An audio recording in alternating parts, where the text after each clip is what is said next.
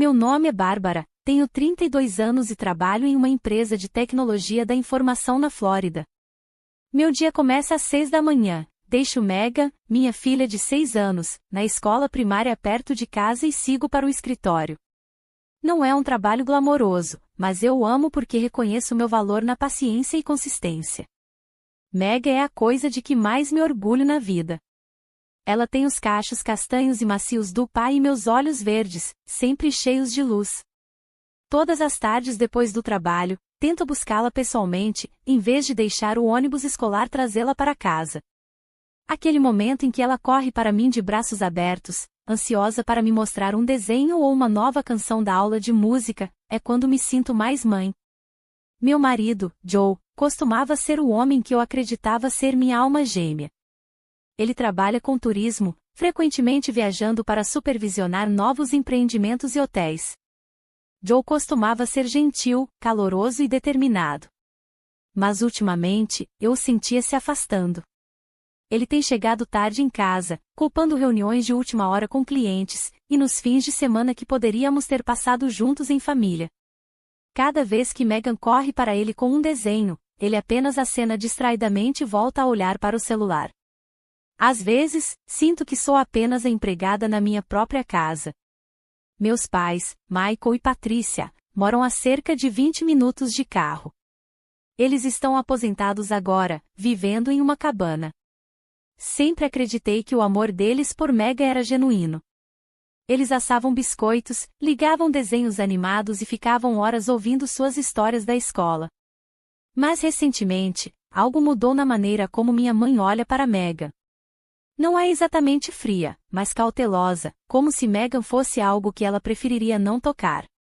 Minha irmã mais velha, Linda, é o oposto completo. 5 anos mais velha que eu, foi rainha do baile no ensino médio e agora trabalha como organizadora de eventos uma grande empresa em Vancouver. Linda nunca se casou, não tem filhos e muitas vezes brinca que eu vivo como uma velha. Ainda assim, ela nunca perde um jantar em família, sempre vestida para impressionar, falando casualmente sobre suas viagens de negócios a Paris ou Milão como se não fosse grande coisa. 2 semanas atrás, no jantar, enquanto nos reuníamos em torno das costelas grelhadas do meu pai, Linda fez uma sugestão estranha. Você já pensou que Megan poderia se dar melhor em outro lugar, como Vancouver? Ótimas escolas particulares.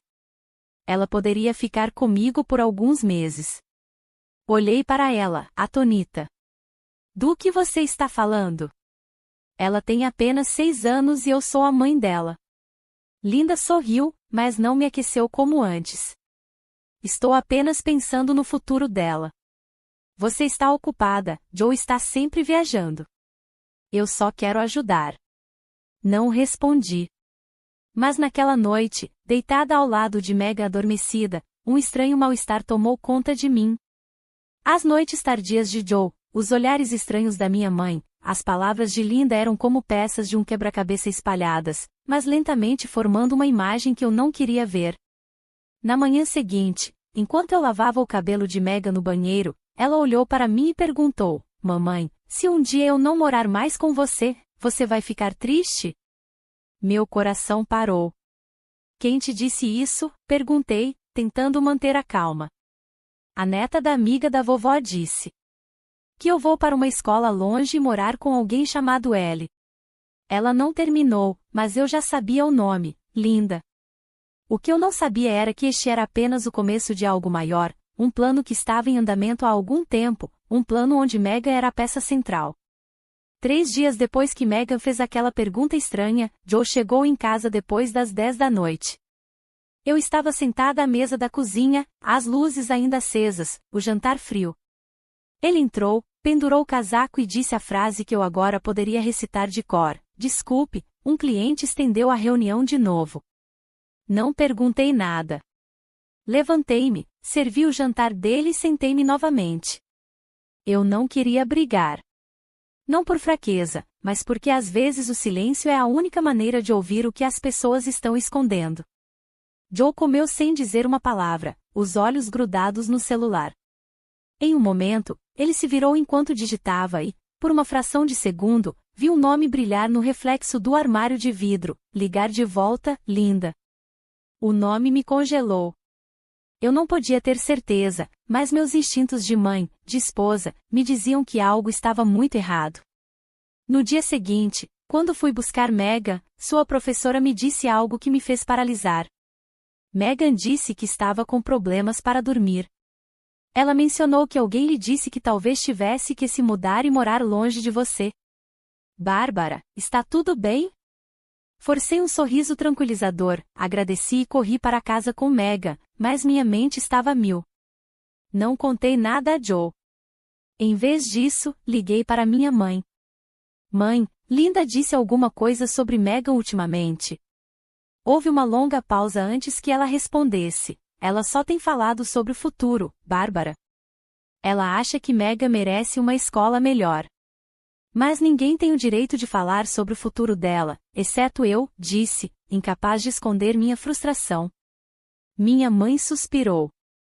Bárbara, você é uma boa mãe, mas está sobrecarregada. Joe está sempre trabalhando. E Linda, ela só está tentando ajudar. Ajudar. Eu estava começando a odiar essa palavra. 2 dias depois, Linda apareceu por volta da hora do almoço. Eu tinha acabado de voltar do laboratório, Joe estava reunido com um cliente.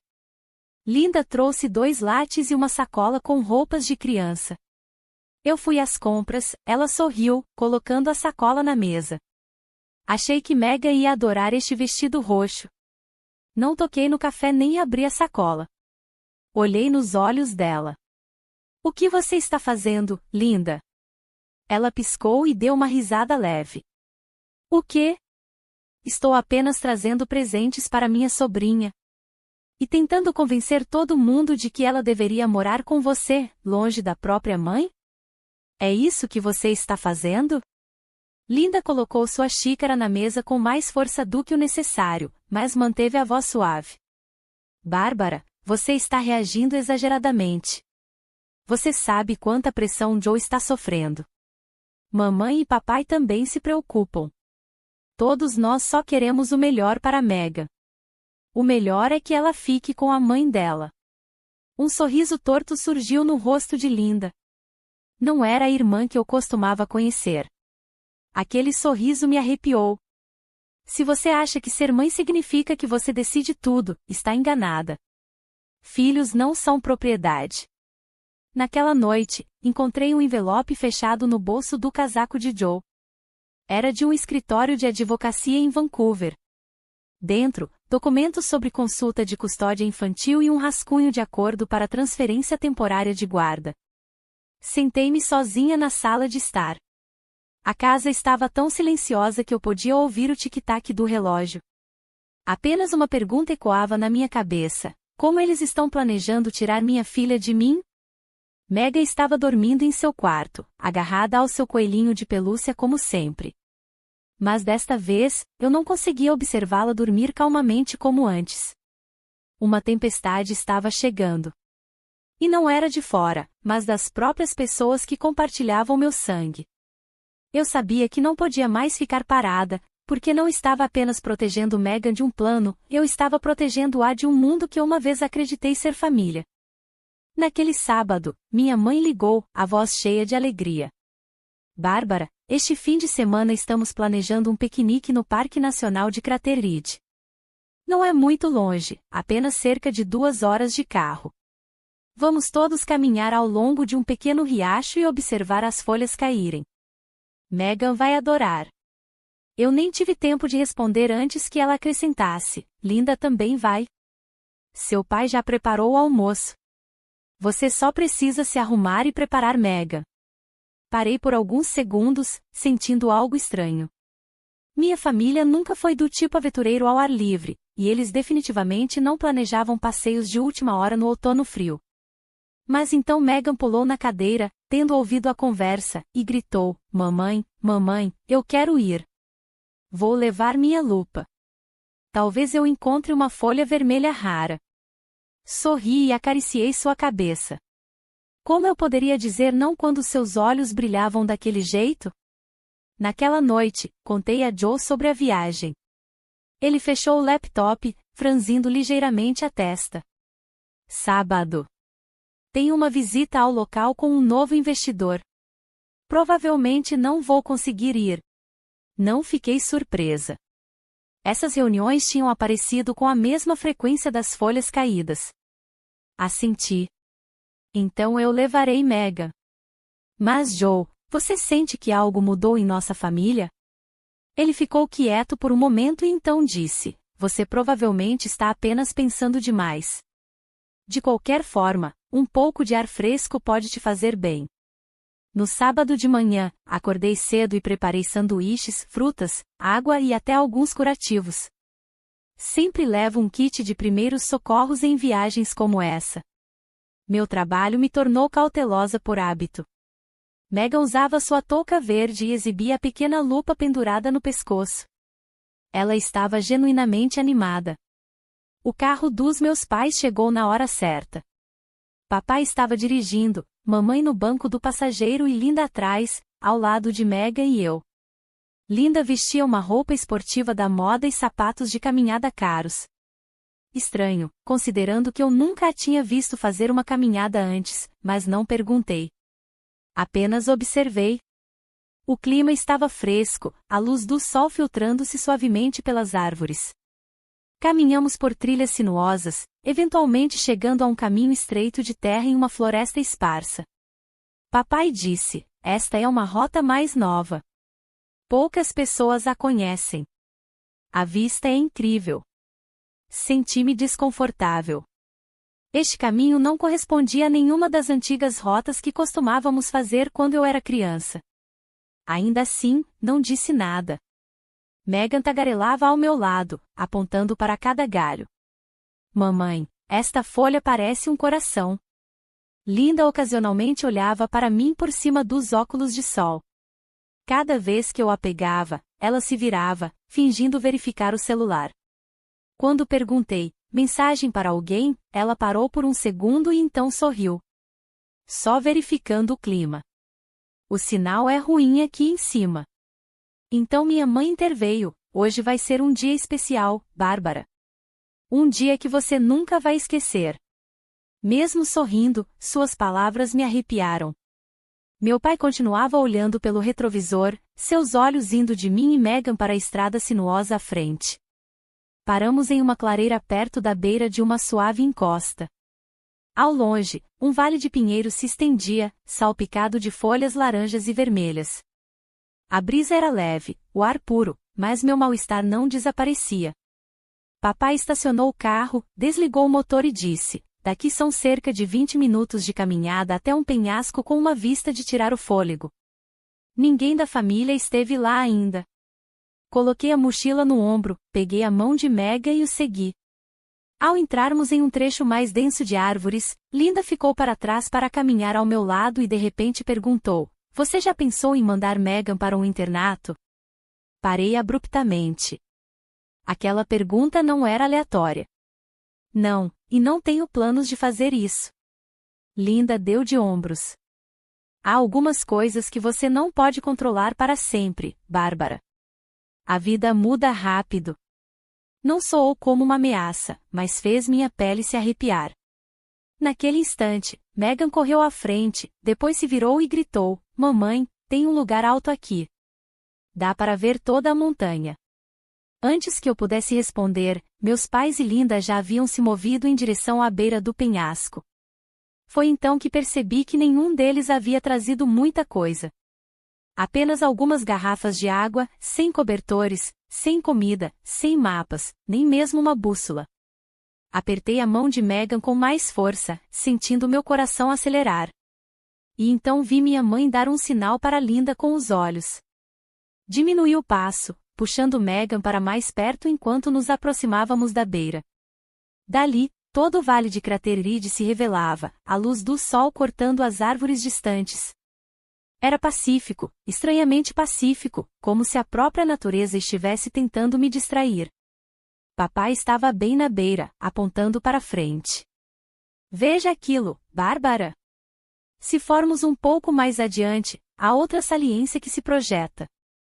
A vista de lá é incrível. Eu fui uma vez. Assenti levemente, mas meus olhos nunca deixaram a mão de mamãe, apertada em sua mochila quase vazia. Linda se aproximou, então colocou a mão no meu ombro, dando um leve aperto. Já se perguntou se a vida poderia ser mais fácil, Bárbara? Virei-me para ela, meus olhos cheios de suspeita. Do que você está falando? Ela não respondeu imediatamente, apenas sorriu. E aquele sorriso, antes familiar, agora não continha nada de caloroso. Então, de repente, ela agarrou meu braço. Recuei instintivamente, puxando Megan para trás. Tire a mão de mim, linda. Bárbara, eu preciso te mostrar uma coisa. Só por um segundo. Antes que ela pudesse terminar, meu pai se aproximou de Megan. Ela olhou para cima e sorriu. Vovô, você viu a águia? Claro, querida. Vem aqui, eu vou te mostrar. Ele se abaixou, pegou-a nos braços e começou a caminhar em direção à beira. Tudo aconteceu em segundos, mas para mim pareceu que o tempo parou. Eu gritei, pare. Ponha ela no chão. Mas antes que eu pudesse avançar, minha mãe me empurrou com força por trás. A força me fez cambalear, meu pé escorregando no chão irregular. Quase perdi o equilíbrio, minhas mãos se agitando até que uma conseguiu agarrar um pequeno galho que crescia na beira do penhasco. Linda se aproximou, seu rosto frio como gelo. Sua voz baixou, sinto muito, Bárbara, mas isso é necessário. Vai acabar rápido. Lutei para me manter de pé, o coração batendo forte, meus olhos fixos em Megan se contorcendo nos braços do meu pai. Papai, ela é sua neta. Mas ele não hesitou. Na verdade, sua expressão estava calma. Assustadoramente calma. Ela não vai se lembrar de nada disso. Vai acabar logo, Bárbara. Para vocês duas. O pânico explodiu em meu peito. Eu não precisava de mais provas. Não era um acidente encenado. Era um plano, uma trama cuidadosamente orquestrada, com Megan e eu como alvos.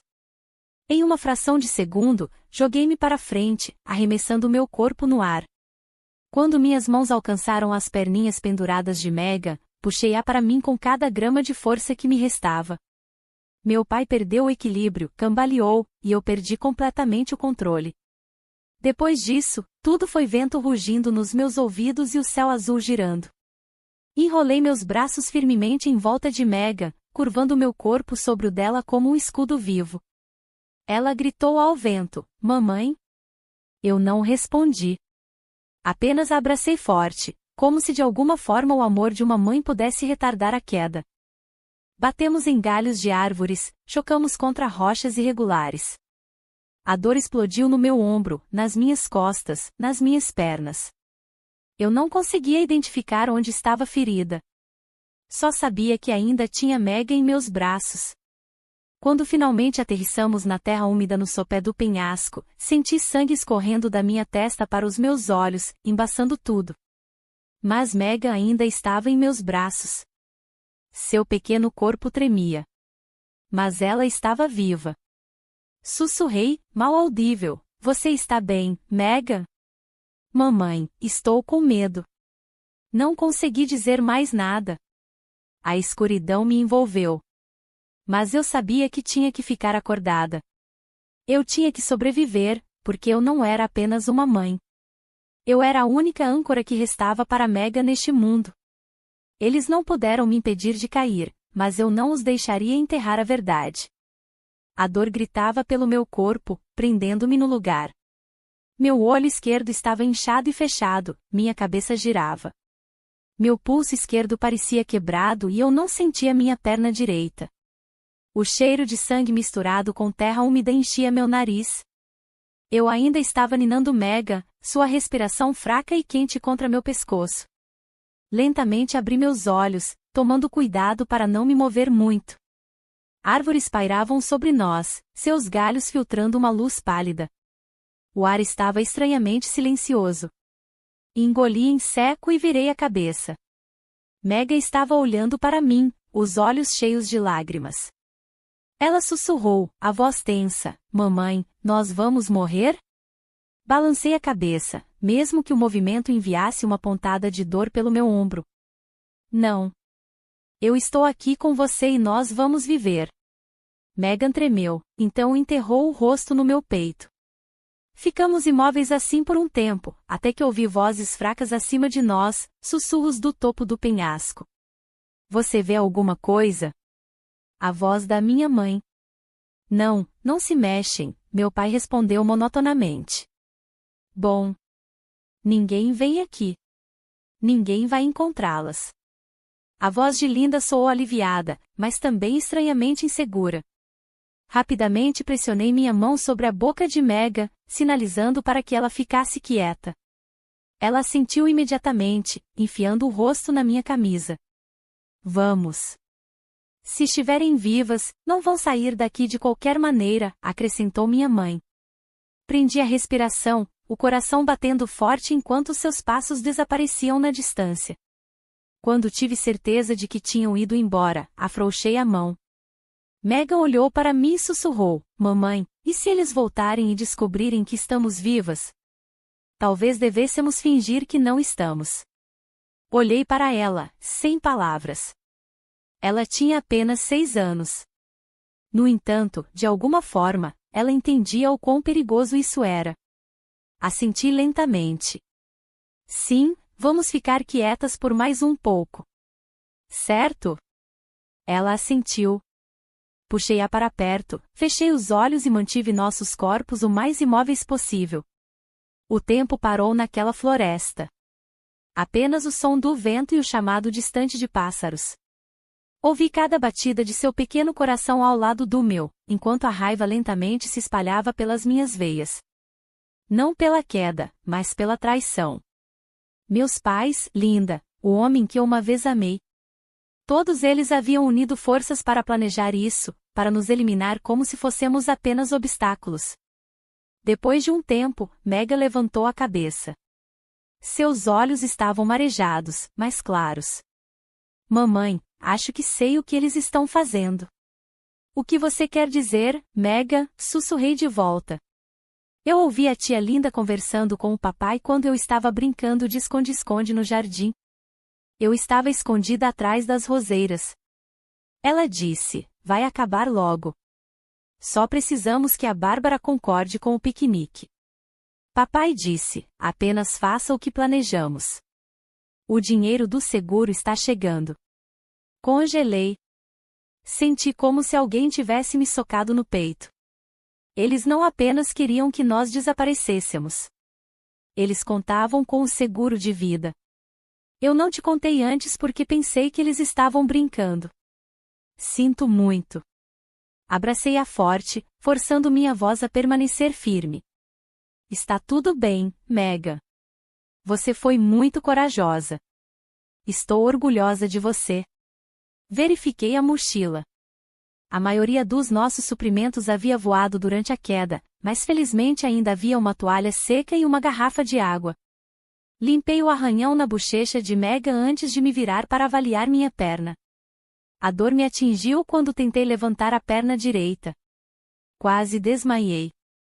Mordi o lábio com força, a ponto de sangrar, para não gritar. Parecia quebrada.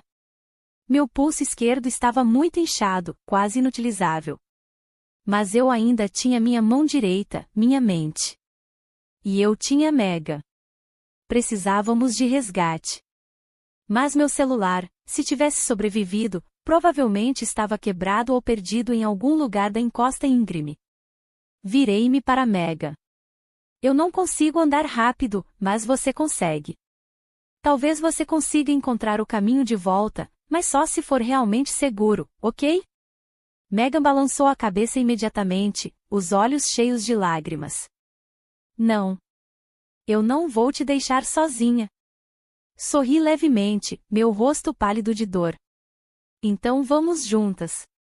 Aos poucos, eu vou me apoiar em você e nós vamos sair daqui juntas. Megan assentiu firmemente. Quebrei um galho para usar como muleta, apoiando-me nele e na minha filha enquanto começávamos a nos afastar do perigo centímetro por centímetro. Cada passo era uma agonia. Mas eu não parei, porque sabia que, uma vez que saíssemos vivas, a verdade viria à tona. E desta vez, ninguém, nem mesmo a família, seria capaz de esconder o que fizeram. Megan e eu caminhamos pela floresta por 3 horas. Cada passo era uma batalha entre a dor lancinante e a vontade de sobreviver. Houve momentos em que quis desabar ali mesmo e deixar tudo acabar. Mas toda vez que Megan segurava minha mão e sussurrava, "Mamãe, estamos quase saindo", eu apertava sua mão com mais força e continuava. No final da tarde, tivemos a sorte de encontrar um casal de idosos acampando perto de um pequeno riacho. A mulher, Senhora Mary, quase pulou ao me ver coberta de sangue e mancando, enquanto Megan caiu no chão completamente exausta. "Você pode me ouvir?", perguntou o homem. Abri a boca, mas as palavras ficaram presas na minha garganta. Eu não consigo falar. Depois disso, tudo se tornou uma névoa. Mal me lembro do som das sirenes ficando mais altas, da pequena mão de Megan apertada na minha. 3 dias se passaram antes que eu recuperasse a consciência em um quarto de hospital. Meu braço estava engessado, minha perna apoiada em travesseiros e camadas de bandagens cobriam os cortes e hematomas por todo o meu corpo. Megan estava encolhida em uma cadeira ao meu lado, dormindo, seus cabelos emaranhados caindo sobre o rosto que eu mais amava. Um homem em roupas civis estava sentado silenciosamente ao lado da minha cama. Ele tinha calma, mas firme, postura de alguém acostumado a conversas difíceis. Embora sua expressão fosse séria, seus olhos transmitiam uma bondade discreta. Ele se apresentou como Detetive Dawson, do Departamento de Polícia do Condado de Oakfield, e gentilmente explicou que precisava me fazer algumas perguntas sobre o que havia acontecido. Apesar da dor, assenti e comecei a relatar tudo, nosso passeio em família, o comportamento estranho de Linda e a queda terrível que quase tirou minha vida. Falei devagar, mas claramente, determinada a não omitir nada. Quando cheguei à parte em que Megan ouviu Joe e Linda conversando, vi Dawson parar, rabiscando rapidamente em seu caderno. "Sua filha se lembrou da conversa claramente?" Assenti. "Ela é incrivelmente esperta e eu confio em tudo que ela me disse." Ele recostou-se ligeiramente e disse, "Já começamos a revisar os registros financeiros de seu marido e há algo que você precisa saber." Ele alcançou sua pasta e puxou um arquivo, abrindo-o em uma página destacada. 4 meses atrás, Joe atualizou sua apólice de seguro de vida. Ele aumentou para $5 milhões, afirmando que era para proteção familiar em caso de emergência. Ele se listou como o único beneficiário. Um calafrio percorreu minha espinha. $5 milhões. Ele assentiu gravemente. E a testemunha que assinou a alteração, sua irmã, Linda Simpson. Meu coração acelerou, minha cabeça girando com a realização. Então eles estavam nisso juntos. Joe e Linda. Infelizmente, vai mais fundo, Dawson interrompeu. Rastreamos uma transferência bancária de sua mãe para Joe, feita apenas uma semana antes do incidente. A linha de memorando dizia, pagamento final pelo plano, no valor de $500 mil. Minha respiração ficou presa na garganta. Meus pais, eles também faziam parte disso? Dawson não desviou o olhar. Sinto muito, Bárbara. Todos os sinais apontam para uma conspiração envolvendo seu marido, sua irmã e seus pais. As mensagens que encontramos sugerem que eles estavam coordenando este plano há mais de 6 meses, provavelmente com a intenção de silenciar você e sua filha. As paredes ao meu redor pareciam se fechar. As pessoas em quem eu mais confiava. Minha família havia tramado minha morte. Depois de um momento, Dawson continuou, emitimos mandados de prisão para Joe e Linda imediatamente após sua declaração. Mas quando nossa equipe chegou aos locais, ambos haviam desaparecido. O carro de Joe foi encontrado mais tarde perto de uma pequena pista de pouso particular. Meu estômago caiu. Isso não tinha acabado. Eu podia sentir. Vocês vão pegá-los? Perguntei, encontrando seu olhar. Emitimos um mandado federal.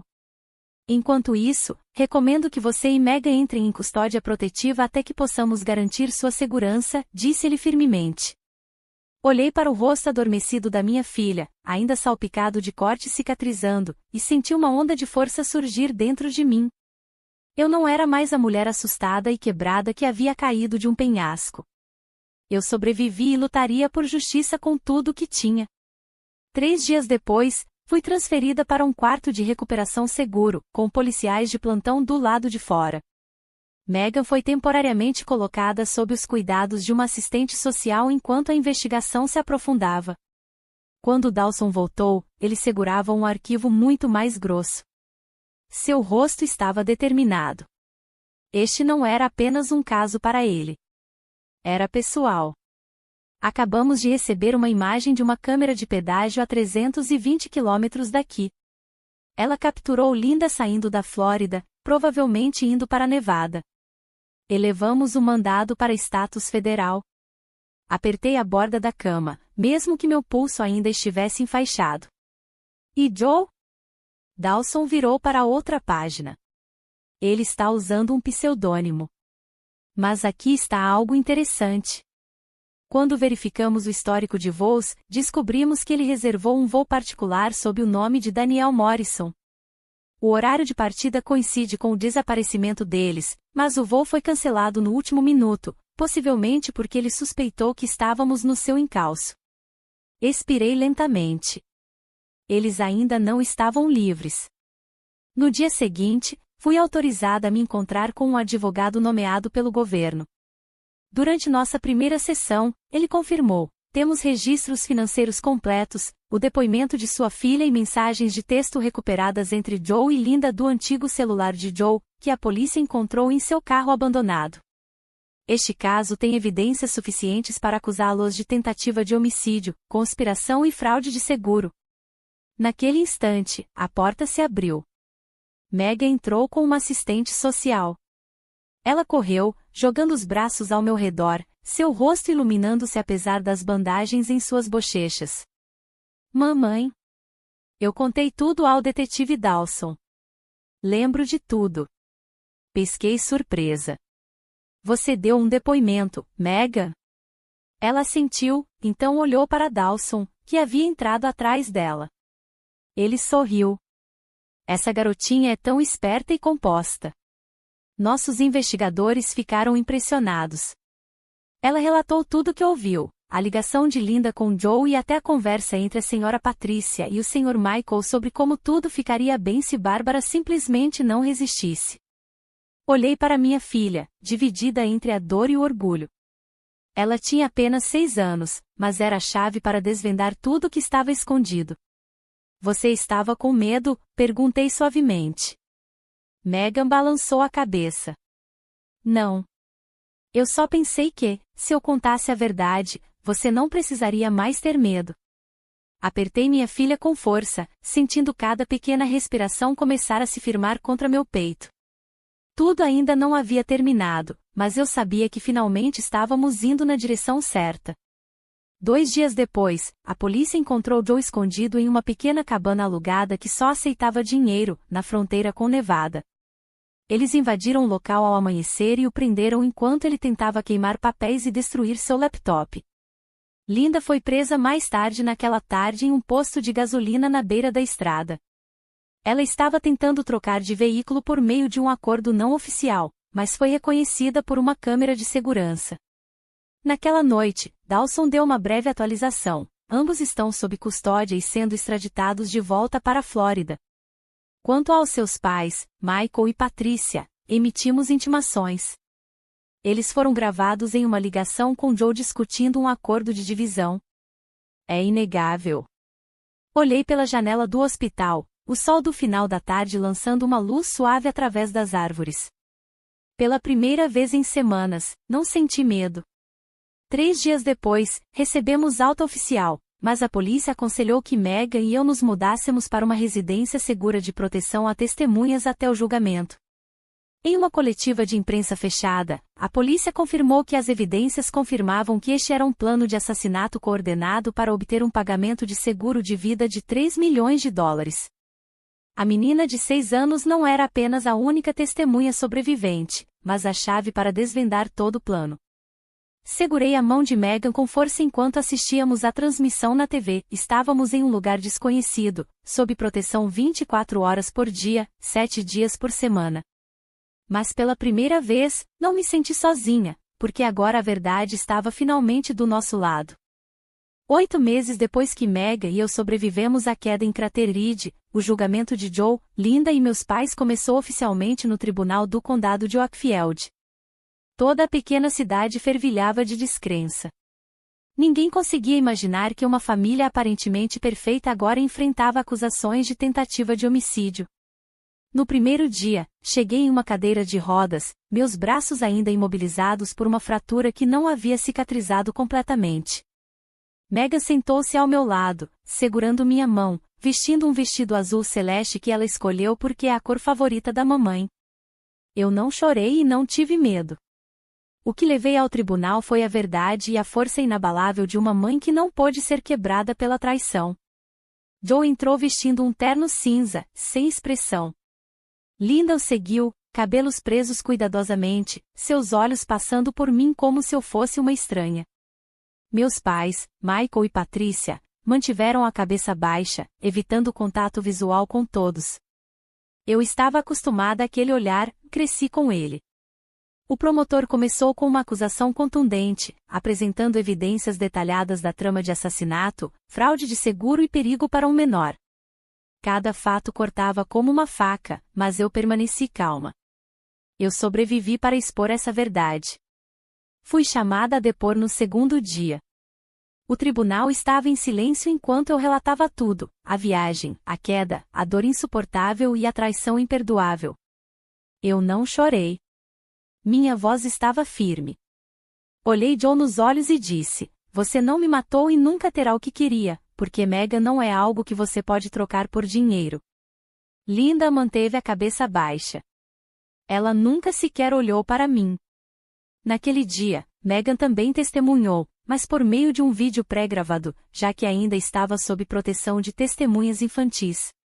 No vídeo, sua voz era pequena, mas clara. Eu ouvi a tia Linda dizer ao meu pai que a mamãe e eu não estaríamos mais aqui se tudo desse certo. Eu estava com muito medo, mas confiei na mamãe. Ela me protegeu. Ela é uma boa pessoa. Ninguém no tribunal conseguiu conter as lágrimas, nem mesmo o juiz. Durante sua defesa, Joe se levantou, a voz amarga e defensiva. Fui encurralado. Bárbara não era a mulher que eu amava.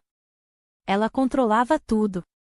Eu só queria liberdade para escapar daquela vida sufocante. Linda não foi mais branda, Bárbara sempre agiu como se estivesse certa, a vítima. Mas se ela não estivesse por perto, Joe teria sido feliz. Nós só queríamos ser livres. Eu fiquei quieta. Suas palavras não me machucavam mais. Na verdade, elas apenas revelavam a profundidade de sua culpa. Não foi apenas assassinato que tentaram, foi uma completa negação de responsabilidade. Quando perguntado se tinham alguma última palavra antes da sentença, meus pais não disseram nada sobre mim ou Megan. Meu pai apenas murmurou, nós só pensamos que ela não merecia aquela vida. O juiz bateu o martelo 3 vezes. O ar no tribunal congelou enquanto o veredicto era lido. Os réus Joe Mitchell e Linda Simpson são condenados a 25 anos de prisão por tentativa de homicídio em primeiro grau e estão proibidos de contatar quaisquer testemunhas pós-julgamento. Os réus Michael e Patricia Simpson são condenados a 15 anos por conspiração para cometer assassinato e perigo para uma criança. Fechei os olhos e soltei um suspiro que senti ter prendido a vida toda. Eu não estava feliz, não estava triste. Apenas aliviada. A justiça finalmente havia pronunciado os nomes das pessoas que uma vez me chamaram de filha. Após o julgamento, dezenas de estranhos se aproximaram de mim e Megan, ex-vizinhos, velhos amigos, até pessoas que eu nunca tinha conhecido, nos abraçando, oferecendo palavras de apoio, dizendo, você sobreviveu por todos aqueles que tiveram medo de falar. Eu não disse uma palavra. Apenas me inclinei, abracei Megan forte e sussurrei em seu ouvido, nós conseguimos, Megan. Agora é hora de começar a viver de verdade. Após o julgamento, Megan e eu não voltamos para nossa antiga casa na Flórida. A polícia nos aconselhou a permanecer sob proteção de testemunhas até que todas as ameaças fossem eliminadas. Mas eu pedi uma transferência para um lugar distante, um lugar sem memórias, um lugar onde ninguém soubesse nossos nomes, um lugar onde Megan pudesse recomeçar. Com a ajuda do meu advogado e de um grupo de apoio a sobreviventes de violência doméstica, reconectei-me com uma velha amiga, Lucy, uma colega de ensino médio com quem não falava há quase 10 anos. Quando ela ouviu o que havia acontecido, não pediu detalhes. Ela apenas disse ao telefone: venha para cá. Fique o tempo que precisar. Evergreen Valley, Colorado, nos recebeu em uma manhã de primavera. A neve não havia derretido completamente, mas novos brotos já surgiam da terra. Lucy morava com o marido e 2 filhos pequenos em uma cabana na beira da floresta, a cerca de 15 minutos de carro da cidade. O ar era pacífico, estranhamente silencioso, e pela primeira vez em anos, vi Megan dormir a noite toda sem acordar. Comecei a trabalhar meio período em uma pequena startup da Dona Elisa. Ela era uma mulher mais velha, severa, mas compassiva. Durante nossa primeira reunião, ela olhou para mim por um longo momento e então disse: não preciso saber do seu passado, mas vejo a cautela em seus olhos, e é isso que os pacientes precisam. Se você estiver disposta, tenho um emprego aqui. Assenti, incapaz de esconder minha gratidão. O trabalho não era muito, mas me deu ritmo novamente. O som dos monitores de pressão arterial, o clique das gavetas, o cheiro de antisséptico. Essas coisas me devolveram uma sensação de controle depois de tanto tempo afogada no caos. Megan foi matriculada em uma pequena escola primária na mesma rua da casa de Lucy. No início, ela era tímida, quieta, muitas vezes sentada sozinha durante o recreio. Mas algumas semanas depois, sua professora me ligou e disse: hoje, Megan desenhou um retrato de sua família. Era uma menina de mãos dadas com uma mulher em pé sob o sol. Quando perguntei, ela disse: somos eu e minha mãe, porque caminhamos por uma noite muito escura. Fiquei em silêncio por um longo momento, meus olhos ardendo. Então eu simplesmente disse: obrigada por me contar. Megan e eu começamos a consultar uma terapeuta especializada em traumas uma vez por semana. O nome dela era Doutora Anna Young, especialista em trabalhar com sobreviventes. Ela não fazia perguntas diretas. Em vez disso, deixava Megan desenhar, brincar com areia e descrever seus sonhos com as palavras mais simples. Para mim, ela apenas disse: não se force a perdoar. Concentre-se na única coisa que vale a pena manter, a sobrevivência. Semana após semana, observei Megan começar a sorrir mais. Ela começou a me contar histórias da aula sobre como Jake derramou leite na camisa e não chorou, ou como a professora lia livros com uma voz engraçada. Coisas simples, pequenas coisas. Mas para mim, eram a prova de que ela estava voltando a ser criança. Em uma tarde de sexta-feira, eu estava cozinhando o jantar com Lucy na cozinha aconchegante quando Megan entrou correndo, as bochechas rosadas pelo vento. Mamãe, nós vamos fazer uma excursão amanhã. A professora disse: você pode ir se quiser. Olhei para ela e de repente me lembrei de mim mesma na floresta, mãos ensanguentadas, costas doendo, nunca soltando minha filha por um segundo sequer. Sorri. Claro que vou. Você e eu, nós sempre vamos juntas. Naquela noite, depois que Megan adormeceu, saí para a varanda, apoiei-me na grade de madeira e contemplei um céu cheio de estrelas. Pensei em tudo que havia perdido, uma família que não parecia mais um casamento que antes parecia perfeito e as pessoas que um dia me chamaram de filha, irmã. Mas então pensei no que ainda tinha, uma menina corajosa, amigos verdadeiros e uma segunda chance. Em um lugar onde ninguém sabia meu nome e onde eu podia viver sem medo. Fechei os olhos, respirei fundo e, pela primeira vez em anos, senti-me leve. Aconteceu naturalmente, como se tudo estivesse silenciosamente se alinhando sem que nenhum de nós percebesse. A primeira pessoa a puxar conversa foi o Sr. Thomas Silas, o diretor da escola de Megan. Eu o conheci durante uma reunião de pais e mestres cerca de 3 meses depois que Megan começou a estudar em Evergreen Valley. Thomas era alto, com cabelos grisalhos e olhos gentis por trás de óculos de aro fino. Ele irradiava paciência e calor, qualidades que eu não via em um homem há muitos anos. Depois da reunião, ele me alcançou no corredor enquanto eu lutava para desembaraçar a jaqueta de Megan da maçaneta da porta. Você é a mãe da Megan, certo? Sou Thomas Silas, o diretor. Só queria dizer que ela é uma aluna maravilhosa. Sorri, ainda um pouco na defensiva. Obrigada. Ela está se esforçando muito para acompanhar. Ele olhou para mim por um momento e então disse gentilmente: Você não precisa explicar nada aqui. Não nos importamos com o passado de ninguém. Tudo o que nos importa é que hoje Megan sorriu no parquinho. Depois daquele dia, vi o Sr. Thomas com mais frequência ao buscar Megan. No início, trocávamos breves cumprimentos. Então nossas conversas se tornaram mais longas, mais profundas. Contei a ele sobre meu trabalho na startup, sobre Megan e nossa jornada. Ele me contou sobre seus anos ensinando matemática antes de se tornar diretor e por que escolheu ficar em uma cidade pequena em vez de se mudar para a cidade. Thomas nunca perguntou sobre as cicatrizes em meus braços ou por que Megan às vezes acordava gritando à noite. Ele apenas ouvia quando eu estava pronta para falar e ficava em silêncio quando eu precisava de espaço para curar. O 8º aniversário de Megan chegou em um dia de neve suave. Eu havia planejado uma pequena reunião no quintal de Lucy, mas Lucy secretamente convidou vizinhos, meus colegas de trabalho e até o Sr. Thomas e alguns professores da escola. Megan usava um vestido verde claro. Ela correu pelo quintal entre risos, balões, bolo e caixas de presente coloridas. Seu rosto brilhava como a luz do sol de inverno. Fiquei na cozinha observando pela janela enquanto Thomas se ajoelhava para ajudar Megan a amarrar o cachecol que escorregava do pescoço. Ambos estavam rindo. E pela primeira vez na vida, não me senti deixada para trás. Depois da festa, enquanto os convidados se despediam lentamente, Thomas ficou para ajudar a limpar. Eu estava colocando a louça na pia quando ele me entregou um pequeno envelope. Este é um pequeno presente da escola. Fazemos isso para todos os nossos alunos que passaram por momentos difíceis. Nada demais, apenas alguns ingressos de cinema e um livro novo. Peguei o envelope, tão emocionada que quase chorei.